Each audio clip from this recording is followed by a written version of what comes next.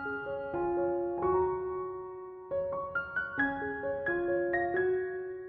Stampers, my name is Linda Bedinger and I'm an independent Stampin' Up! Demonstrator in Denver, Colorado. I'm so glad you could join me today. I have another card for you using the Feels Like Frost paper that is not a holiday card. It's a friend card, and in working with it the other day, I just realized how much I love this paper. And I wanted to demonstrate because several people made comments that they hadn't known quite what to do with the paper or they hadn't thought about it outside of a holiday theme. So I thought I'd do a couple that show it a little differently. So let's just get started. So here is my card. And it says, friends like you mean more every year. And then on the inside of the card, it says, life was meant for good friends and great adventures. And what I used to make this card, I used a Gorgeous Grape Card Base that is 8.5 by 5.5, scored at 4 1/4. And in this case, I made this one just a little bit longer. This is just a few of the changes I made with this one, but I cut 1 1/4 inches off of this card. Yep, 1 1/4 inches. I think it looks better a little longer. So that is what I did. So 1 1/4 inches off of one end. Then I have a piece of soft seafoam, because the soft seafoam really comes up in this card for the inside of our card. Then I have a piece of this beautiful designer series paper. Let me show you what a full sheet looks like, or a quarter sheet anyway, what a quarter sheet looks like. And it is this paper here out of that series. Isn't that just gorgeous? And what I did was I lopped off a little piece of this at the top right here so that I could mostly get the flowers in the center here. And I cut this piece 2 1/4 inches by 5 inches. And then I cut a piece of Highland Heather to mat that. So this is 2 1/2 inches by 5 1/4 inches, and that's going to be the outside front of our card. Then I cut a piece from the piece that was left once I cut that off. This piece I cut a little shorter and I didn't like it as much. I want this piece to go all the way across the green here at the bottom of our card. And I think I do want it to have just a tiny little margin, maybe 1/8 of an inch, so that none of the green shows when the card is folded at the top. Then you need a piece of scrap of Gorgeous Grape and one of Highland Heather. And I used 2 nesting dies. I don't know if you've seen these before. They're from the Hippo and Friends of all things. These dies are here, and they've got some beautiful dies in here for labels, and they've got a way for you to make some buckle elements, and they've just got some very interesting things. So I took the 2 smallest of these dies here, and I cut one out of Highland Heather for my mat in the back. And then I cut one out of the smaller, using the smaller die in the Highland Heather for my sentiment. So those are the pieces, and just a piece of scrap big enough to cut those out is what you need. Let's see. Then I am using a little bit of this pretty ribbon, and I thought the green iridescent on this offset the green in the paper beautifully. And this one is called Snowflake Splendor ribbon, and isn't that just beautiful with all of that iridescence on it? And because I was using iridescence, I decided to use our iridescent pearls that had the greens and the purples in it, and I think that offset the card just beautifully. Stamp sets. What I used was, the first one I used is Positive Thoughts, and that's where I got Friends Like You Mean More Every Year, and that's where I got my butterfly, and I stamped the butterfly once on the designer series paper and once on the inside. And then I wanted to put a sentiment in the inside, and that stamp set didn't really have anything that worked, but this one did. Silhouette Scenes. Life was meant for good friends and great adventures. And so I used that stamp on the inside. And of course, your choice. You could make this a birthday card. You could make it a sympathy card. You could make it a friend, a thank you, any number of things, in which case you could put whatever sentiments you liked in there. So I know that I need a couple of pieces of ribbon, enough to go across the front of my card here. One for the top flap and one for the bottom flap. And let me tell you what that works out to be. Right around 7.5 inches, something like that. So I have my two pieces there, and then I need to tie a bow to put down here on the bottom. And this ribbon is fairly stiff, so actually tying a bow is pretty easy. The only issue is that once you start pulling at it kind of has a tendency to flatten, and so you have to kind of fluff it back up again in order to make it look a little more rounded like a bow. Then trim off my tails here, and my bow is ready to go. So there we go. So what does it take to do this? It's really very simple. Once you've got your card pieces cut, then it's a matter of doing some stamping, and then it's assembly. It's very fast. So this stamp, or this die, is one that gets the stamp on it that says that friends like you mean more every year, and I used Gorgeous Grape ink. So I've got my Gorgeous Grape, and I'm going to see if I can stamp that successfully across here, and you're certainly welcome to do this and then cut out your piece. But I felt like I might be able to get away with this. And there we go. Friends like you mean more every year. Now I'm going to give that a second to dry, and while it's doing that, I'm going to stamp my other sentiment up here in the corner that says life was meant for good friends and great adventures. And I have several friends I could send this to, and I'm going to put this one skewed just a little bit, and that way you don't have to worry about whether it's straight or not. There we go. And then that is all of the stamp. Well, no, it's not. I have to put my butterfly on the inside here, and it's such a pretty little butterfly. I'm going to put that over in this corner.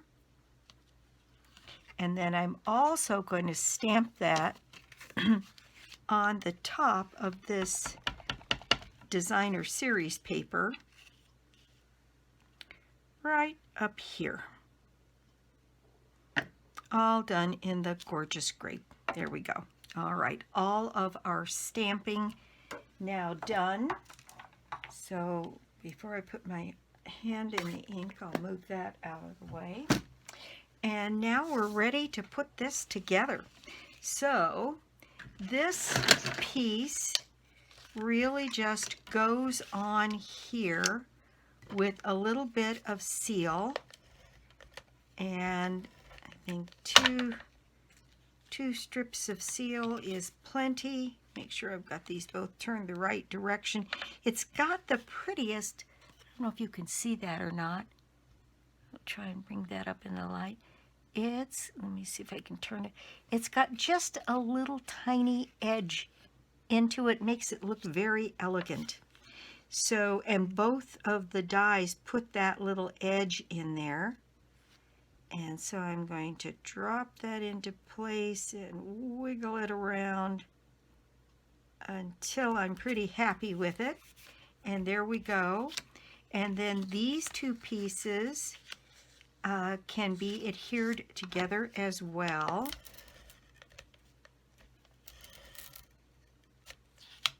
I was messing around with sequins, so now I've got them everywhere. But this one goes on here.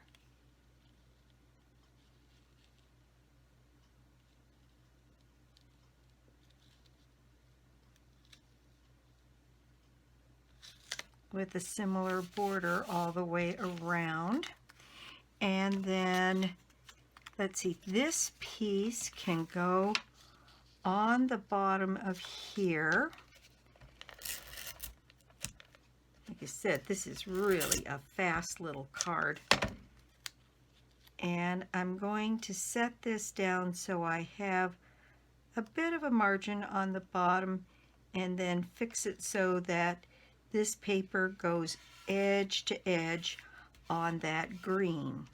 Now then, these are both ready to have some ribbon. Can you believe I remembered to put on my ribbon before I was done? So what I'm going to do is I'm going to add a little ribbon or a little seal to the back of this ribbon. And I found this ribbon was so stiff, I had a very difficult time getting it to stay stuck to my card. Of course, I put the glue on the wrong side. So I am going to tape this down when I get it set the way I want. So I'm going to set it so that it goes right across the center of that designer series paper. And I'm going to anchor that down on that side and this side. And then to make absolutely sure that stayed in place, I'm going to put a little bit of Scotch tape over that ribbon on the back of my card. I found that it's stiff enough that it just wants to lift up. So there we go. There's my tape all ready to go there. And I'm going to do the same thing here. The glue doesn't want to stick to this ribbon. And I think that's part of the reason that it wants to move. But I'm going to keep putting it on anyway. And this we're going to set down across here like this. And again, let's see, let me put some snail on the back here. And I think I want that ribbon about right there. And that's up, oh, maybe 1/3 of an inch. And then drawn across here, laid flat so it doesn't bow. And then once again, I'm going to add just a tiny bit of Scotch tape because this ribbon really does have a mind of its own. Okay, there we go. So my ribbon is in place on both of those. In fact, you know, to hold this in place, one of the things I can do is put a glue dot down on this ribbon underneath to make sure that it doesn't go moving around too much. So I'm going to do that. I'm going to put down a glue dot right in the center, and that'll keep that from moving. And I think I'll do that on both of these pieces. Glue dots are wonderful. They stick anything to anything, just about. There we go. And now I'm absolutely sure those won't go moving around. All right. So now dimensionals. On the back of this piece, you just have to be careful that you know what the top is and that you put your dimensionals. And I did put 4 right along the top because it is the thing that people are going to grab to open this card. So I want to make absolutely sure that that is stuck on there and won't come loose. And then on this one, I ended up adding a second or a additional one kind of right in the middle to keep it from bouncing around. First things first, I'm going to put this piece in place on my card so I can get my placement exactly right.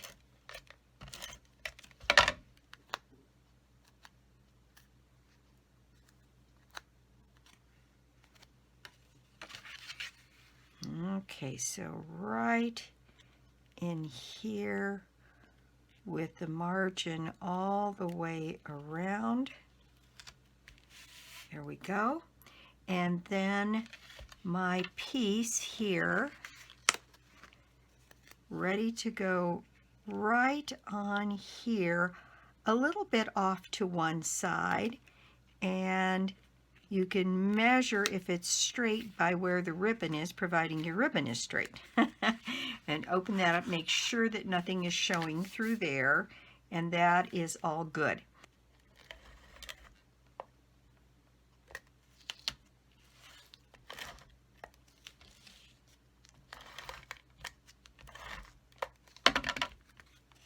Okay, this piece is ready to go on the inside of my card. There we go. And isn't that pretty? I'm really pleased with this. I love greens and purples together. I think they're so elegant together. Now then, what I did for embellishments, we did a bow earlier, and that's now ready to go right down here. Then I'm going to adhere this bow with glue dots, and I'm planning on using 3 glue dots, one on the center of my bow, and then I'm going to pick up one and set it under each loop.